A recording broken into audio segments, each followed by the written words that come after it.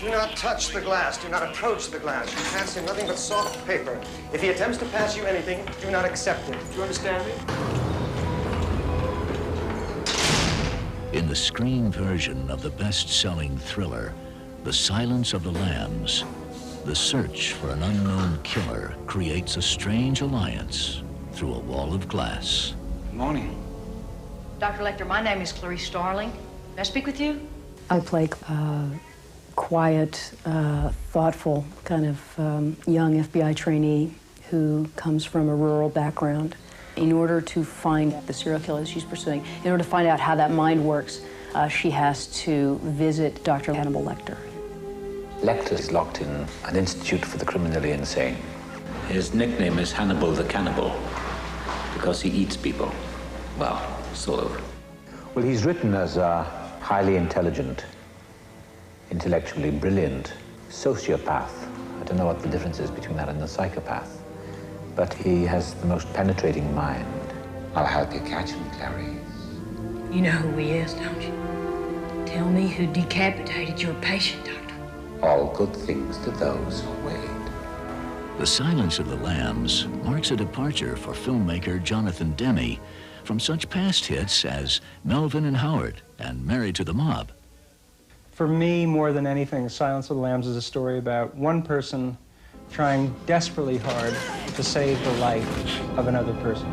The first time I spoke with Jodie, she talked about the idea of a character who identifies with the victim in a very passionate way. Given the degree of Clarice's desperation, Lecter really goes for the full court press inside her head. Oh, Agent Starling, you think you can dissect me with this blown little tool? He feeds on pain, and that's his game. Somebody who loves pain but is behind bars and is not able to inflict it will get it anywhere he can. There's a moment in the movie where Hannibal says, You know what you look like to me with your good bag and your cheap shoes? You look like a rube. Good nutrition's giving you some length of bone, but you're not more than one generation from poor white trash, are you, Agent Starling? I can't think of anything more hurtful than somebody standing there saying, I really feel sorry for you. You're really pathetic. He started imitating my accent. He would say, oh, your problem, Clarice, is you need to get a little more fun out of life. And suddenly, it upset me so much. It like struck a really bad chord in me. Anthony's the nicest man I've worked with in a long time, and the difference between that, of course, and the fury and passion of Hannibal Lecter is very interesting.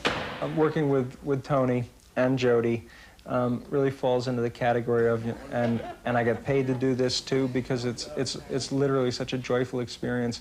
It was great every morning when we'd do a Lecter scene. Tony would come in and go, "Good morning, Jonathan. You know, you're really the one that's mad."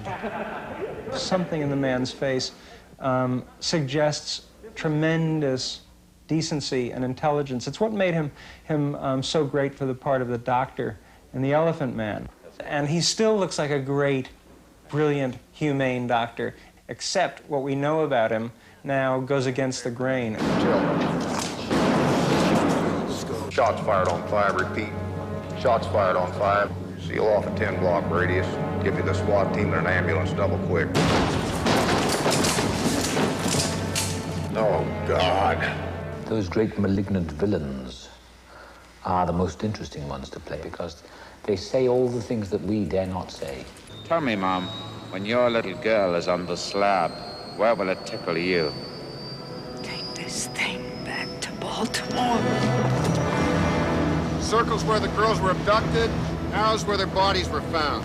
Crawford is, quote-unquote, her boss. He is the head of the behavioral science unit of the FBI. I spent 4 days at Quantico with a man named John Douglas, who, in fact, does what I pretend to do in this movie. He specializes in hunting for, prosecuting sexual killers. This whole program is called the National Center for the Analysis of Violent Crime. Tom Harris, the author of Silence of the Lambs, he spoke to several of us, and he developed this bizarre character. And it'll be a bizarre character to the public, thinking that someone like this can't possibly exist. But we know in the National Center this person does exist. He is a composite of several serial killers. Ted Bundy would put a cast on his hand, and when the right victim came along, the victim would help him. He'd hit her in the head, cuff her, and take her away. And then you'll see a pit. There'll be a scene where there'll be a pit, and that's the Gary Heidnik case out of Philadelphia. Ed Gein in Plainfield, Wisconsin. He would kill people, and others he'd dig up their graves. Jodie Foster spent quite a bit of time here at the National Center.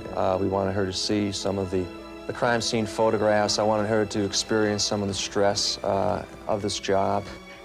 She actually went out on the obstacle course that we fondly call the Yellow Brick Road with one of our new agents' classes. I don't know whether I was surprised, but I sure was impressed. Any movie that you do where you enter into a certain microcosm, it's certainly the world of the FBI, and you learn things that you could go your whole life and never know about. There's a whole part of the movie that deals with entomology and with the Smithsonian's research into insects and bugs. Meet Mr. Acherontia Styx, better known to his friends as the Death's Head Moth. Somebody grew this guy, fed him honey and nightshade. Somebody loved him.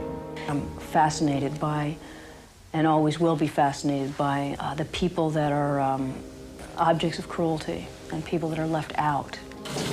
All the scenes that I have with Anthony delve very deeply into that. Just as I want to know what makes somebody go out every day in a week and kill a new person and feed off of that, he wants to know what makes the hero. I trade bits and pieces of my personal life for information about who the killer is. What does he do, this man you seek? He kills women. No, that is incidental.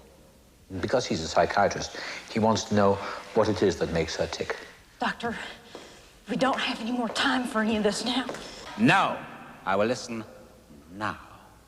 Someone who is terrified of psychological analysis must submit to deep, brilliant analysis. After your father's murder, you were orphaned. You were 10 years old. And one morning, I just ran away. Not just, Clarice. What set you off?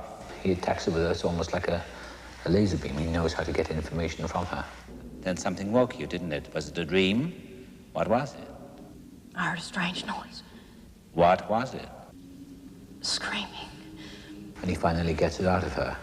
And you think if you save poor Catherine, you could make them stop, don't you? You think if Catherine lives, you won't wake up in the dark ever again to that awful screaming of the lambs. Tell me his name, Doctor.